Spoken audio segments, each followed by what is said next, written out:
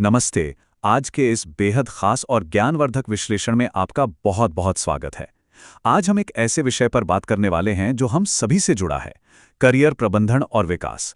हम ये डिकोड करने की कोशिश करेंगे कि कैसे एक कंपनी का सपोर्ट और एक इंसान की अपनी आगे बढ़ने की भूख, ये दोनों मिलकर एक ऐसी दोहरी यात्रा बनाते हैं जो असल में दोनों के लिए ही एक गेम चेंजर साबित होती है।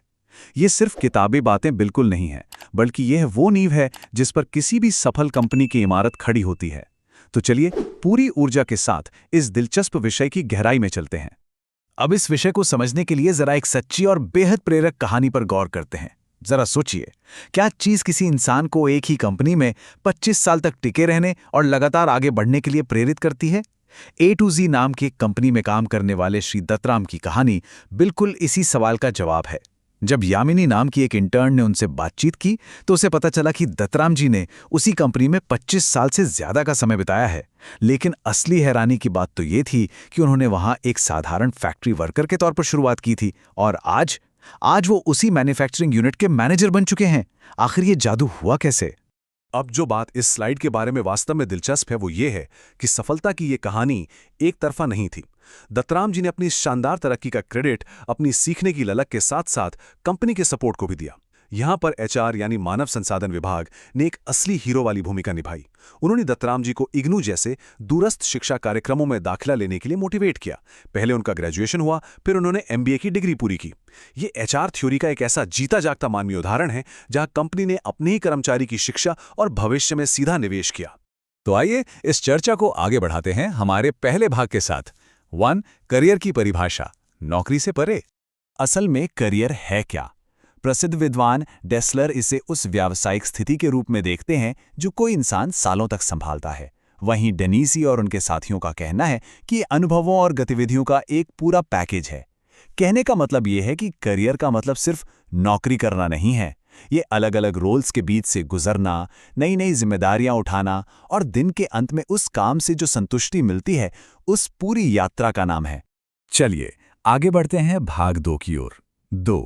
करियर का पथ और इसके 5 महत्वपूर्ण चरण। विद्वान अश्वत्थप्पा ने इस पूरे सफर को 5 सीधे सीधे चरणों में बांटा है।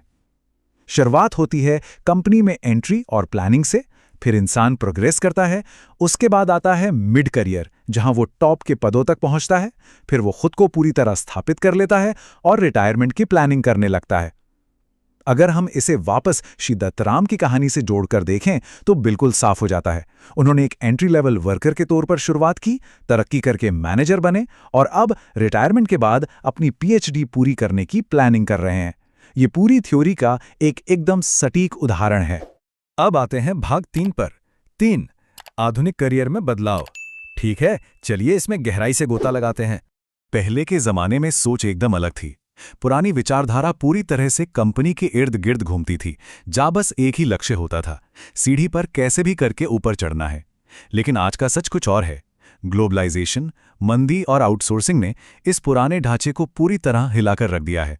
आज की नई विचारधारा में लोग खुद को बार बार रीऑर्गेनाइज करते हैं और सबसे बड़ा बदलाव ये है कि वर्क लाइफ बैलेंस यानी काम और निजी जिंदगी के बीच संतुलन अब सबसे ऊपर है।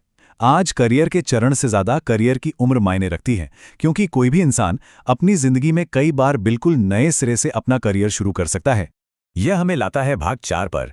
4. करियर प्रबंधन प्रक्रिया, जो कि संगठनात्मक दृष्टिकोण से बहुत अहम है। अब एक बड़ा सवाल उठता है, करियर को मैनेज करने की ये जिम्मेदारी आखिर है किसकी? अश्वत्थप्पा ने इसके 3 मॉडल बताए हैं। पहला, जहां सब कुछ कर्मचारी पर छोड़ दिया जाता है। दूसरा, जहां कंपनी सब कुछ कंट्रोल करती है। और तीसरा, जहां दोनों मिलकर जिम्मेदारी उठाते हैं। और आपको जानकर हैरानी नहीं होगी कि ये जो साझा जिम्मेदारी वाला मॉडल है, यही सबसे ज्यादा असरदार होता है, क्योंकि इसमें कर्मचारी का जोश और कंपनी के संसाधन दोनों एक साथ मिलकर कमाल करते हैं। अब इस साझा जिम्मेदारी को हकीकत में बदलने के लिए एचआर असल में क्या करता है? ये बहुत ही व्यवस्थित तरीके से काम करते हैं। सबसे पहले वो अपनी रणनीति पक्की करते हैं, जैसे कि बाहर से टैलेंट को लाने के लिए लैटरल एंट्री पॉलिसी बनाना। इसके बाद वो कर्मचारी की खूबियों और कमियों का असेसमेंट करते हैं। फिर उसके गोल्स के हिसाब से एक पूरा करियर पाथ तैयार किया जाता है और फाइनली भविष्य के बड़े रोल्स के लिए उसके स्किल्स को निखारने पर काम किया जाता है। ये कोई तुक्का नहीं है, एक पूरा मास्टर प्लान होता है। चलिए बढ़ते हैं भाग 5 की तरफ। 5 संगठनात्मक करियर विकास यानी वास्तविक और लाइफ लॉन्ग सपोर्ट। और ये बहुत ही शानदार ढंग से दर्शाता है कि कैसे एक कंपनी सच में अपने लोगों की जिंदगी बदल सकती है। श्री दत्तराम के मामले में हमने देखा कि कैसे दूरस्थ शिक्षा यानी डिस्टेंस लर्निंग को स्पॉन्सर करना कंपनी के सपोर्ट का एक मास्टर स्ट्रोक था। जब कोई संगठन आपको पढ़ने के लिए समय, पैसा और रिसोर्सेज देता है तो वो सिर्फ आपको नया काम नहीं सिखा रहा है, वो दरअसल आपके अंदर कंपनी के प्रति एक ऐसा जुड़ाव और वफादारी पैदा कर रहा है जिसे किसी और तरीके से खरीदा नहीं जा सकता। और बात सिर्फ शिक्षा तक ही सीमित नहीं है। वर्नर, डी सिमोन और स्नेल जैसे एक्सपर्ट्स बताते हैं कि एचआर के पास एक पूरा का पूरा टूलकिट होता है। वो करियर प्लानिंग के लिए वर्कशॉप्स करवाते हैं, नए लोगों को सीनियर से मेंटरिंग दिलवाते हैं, खुद को बेहतर समझने के लिए वर्कबुक्स दी जाती हैं, और तो और अपनी नॉलेज को अपग्रेड करने के लिए कंपनी की तरफ से पेड लीव तक मिलती है। साथ ही इंडस्ट्री में नेटवर्क बनाने के मौके भी दिए जाते हैं। ये सब मिलकर एक ऐसा माहौल बनाते हैं जहां ग्रोथ रुक ही नहीं सकती। अब आते हैं हमारे आखिरी और सबसे महत्वपूर्ण हिस्से पर, भाग 6 अंतिम लाभ, एक दोहरी जीत।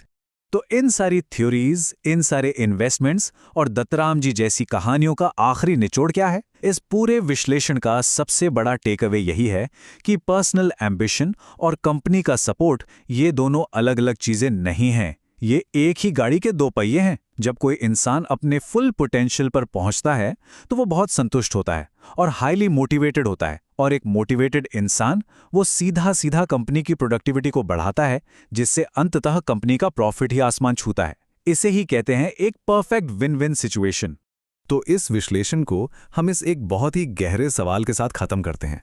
जरा इसके बारे में सोचिए, जब कोई कंपनी किसी एक इंसान की आगे बढ़ने की ललक को पहचान लेती है और उसका पूरा साथ देती है, बिल्कुल दत्तराम जी की तरह, तो क्या वो सिर्फ उस एक इंसान का करियर बदल रही होती है?